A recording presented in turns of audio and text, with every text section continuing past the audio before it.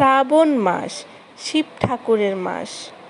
এই মাসে আমরা শিব ঠাকুরের মাথায় জল ঢালি। শ্রাবণ মাসে শিব পূজার মহত্ব সম্বন্ধে অনেক মত আছে, তার মধ্যে কিছু এখানে তুলে ধরার ক্ষুদ্র চেষ্টা করেছি।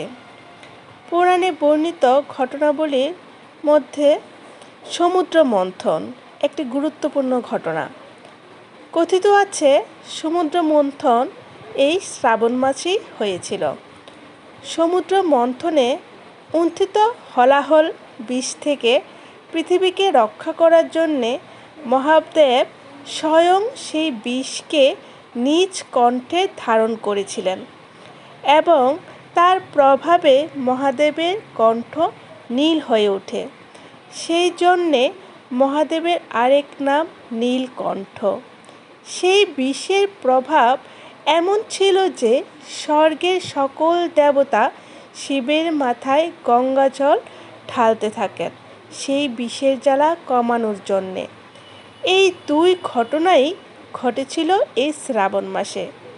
সেই জন্যেই এই শ্রাবণ মাসে শিবের মাথায় গঙ্গা জল প্রদানকে অনেক গুরুত্ব দেওয়া হয়ে থাকে।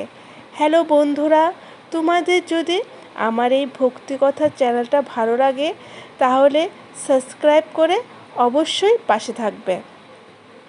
আবার আরেক মতে সতীর দেহত্যাগের পরে আবার জন্ম নেন দেবী পার্বতী রূপে এবং শিবকে স্বামী রূপে পাবার জন্যে কঠোর সাধনা করেন।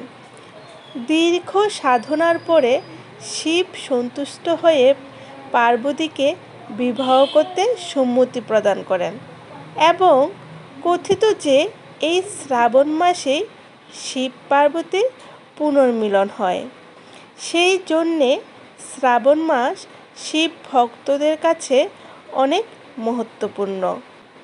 আবার আরেক মতে এই শ্রাবণ মাসেই শিব মর্তে ওনার শ্বশুরবাড়িতে আসেন, যেখানে তাকে অত্যন্ত ভক্তি ও ভালোবাসার সহিত আপ্যায়ন করা হয়ে থাকে ও তাকে সন্তুষ্টি করার জন্যে অনেক চেষ্টা করা হয়।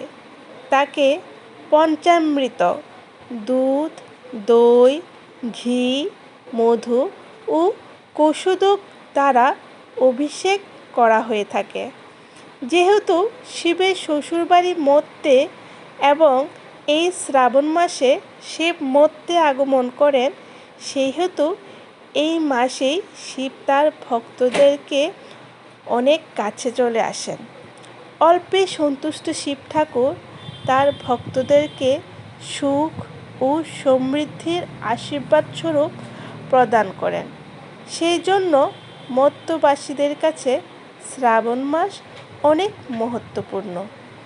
আবার কারো কারো মতে মহাযোগী শিব এই মাসেই যোগীন্দ্র হয়ে থাকেন। সেই জন্যে শ্রাবণ মাস শিবের ও শিব ভক্তদেরকে অনেক প্রিয় ও মহত্বপূর্ণ।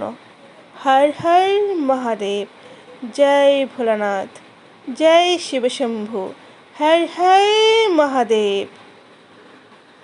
ঠাকুর সবার মনের কামনা পূর্ণ করো, সবার মঙ্গল করো। নমস্কার।